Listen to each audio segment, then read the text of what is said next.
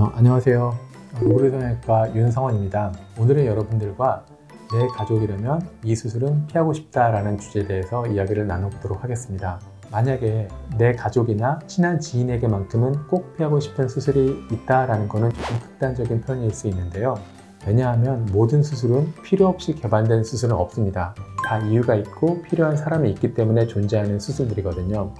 사실 모든 수술은 꼭 필요한 경우에 딱 필요한 만큼만 적용이 되면 거의 대부분 아무 문제가 없는데, 그렇지 않아서 문제가 생기는 거거든요. 선정 기준은 적응층에 비해서 과하게 적용이 되기 쉬운 수술들, 그리고 너무 흔한 수술이지만 의외로 지금은 좋은 대체제가 개발된 수술들, 그리고 득과 실을 따졌을 때 득보다는 실이 많을 가능성이 있는 수술들을 위주로 선정을 해보았습니다.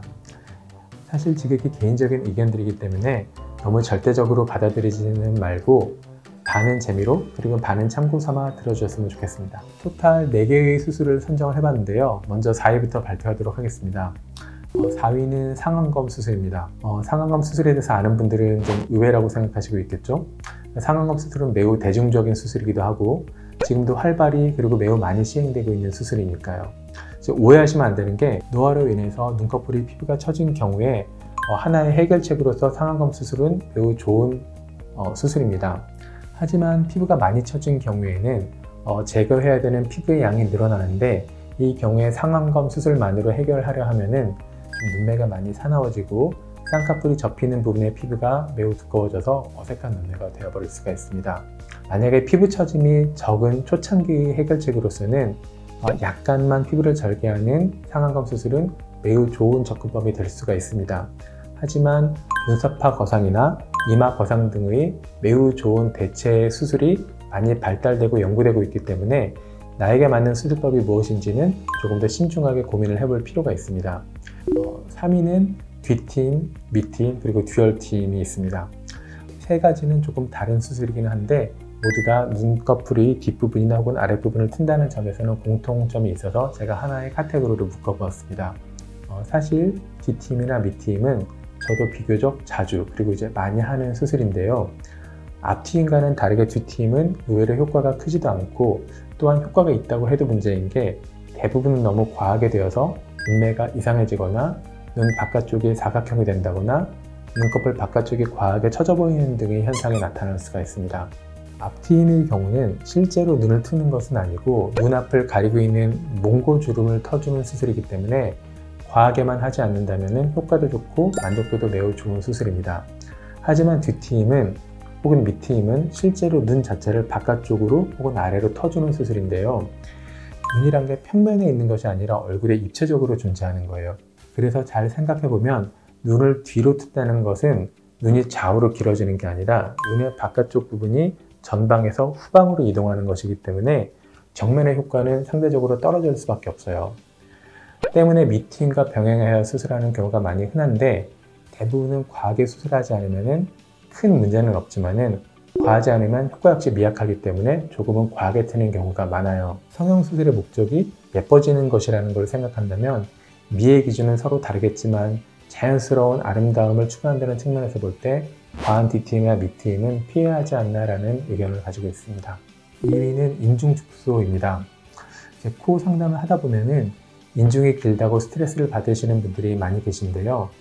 인중은 해부학적으로는 하안면부에 해당하지만은 인중이 길면은 중안면부가 길어 보이는 현상이 있습니다. 물론 인중이 지나치게 길면은 축소하는 게 답이기는 한데, 대부분의 경우 인중이 실제로 길다기보다는 중안면부가 돌출이 되어 있고 턱이 들어가 있는 경우에 내가 인중이 길다라고 인식을 하는 경우가 많습니다.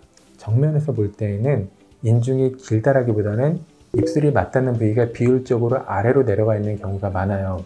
이럴 경우 인중 축소를 하게 되면은 인중은 짧아지지만은 윗입술이 뒤집어지고 심하면은 입에 힘을 빼면은 제대로 다물지 못하는 경우가 있어요.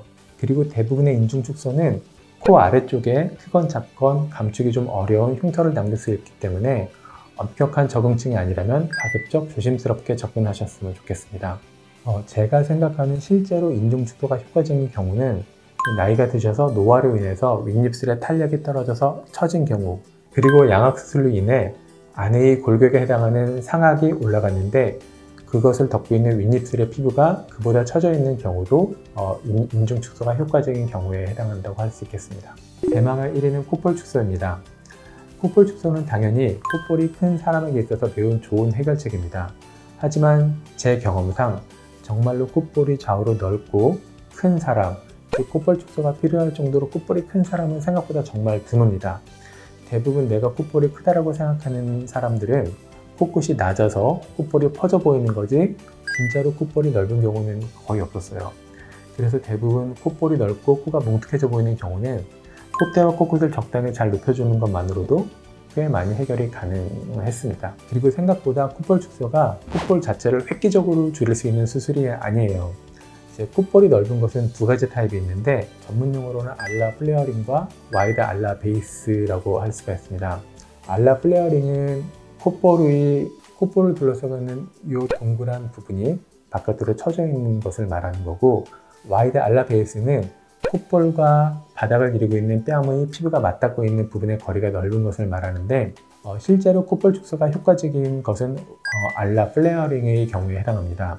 이 알라 베이스, 콧볼의 이 바닥이 넓은 것은 칭칭이라는 수술로 해결을 할 수는 있지만은, 칭칭의 경우는 안에 실을 넣어서 콧볼을 조여주는 것이기 때문에 시간의 문제이긴 하지만 언젠가는 거의 원상태로 넓어지게 됩니다. 그리고 콧볼 축소는 수술을 바깥으로 절개할 경우에는 흉터가 매우 잘 눈에 띄기 때문에 만약에 콧볼 축소를 한다 하더라도 최소한으로 콧볼 안쪽으로만 하는 것을 저는 추천드리고 있습니다. 다시 한번 말씀드리지만은 제가 선정한 이 4가지의 수술들은 필요한 분들에게 필요한 만큼만 적용된다면 대부분 큰 문제가 없는 수술들입니다.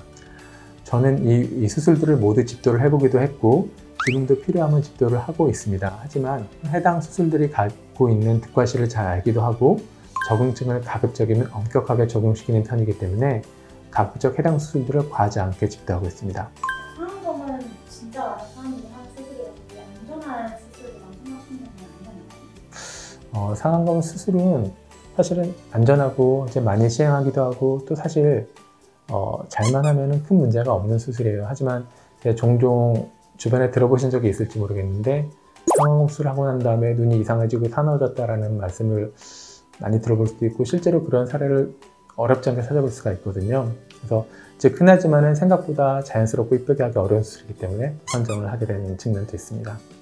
트임을 잘 붙는다는 말이 있거든요. 네, 실제로 이제 뒷트임은 뒷트임을 하다 보면은 잘 붙기도 하고 또 조금만 하면은 티가 별로 나지 않는 수술이기도 하거든요. 이제 그러다 보니 효과적으로 트기 위해서 방법들이 다양하게 많이 개발이 되었었는데 문제는 이제 효과를 보기 위해서 과하게 하다 보니까 눈매가 보기 좋지 않게 되는 경우를 많이 보게 되어서 마찬가지로 선정을 하게 되었습니다. 네, 오늘은 내 가족이라면은 시키고 싶지 않은 수술에 대해서 알아보았습니다. 이상 루브르 성형외과 윤성원이었습니다. 감사합니다. 구독, 좋아요 부탁드리겠습니다.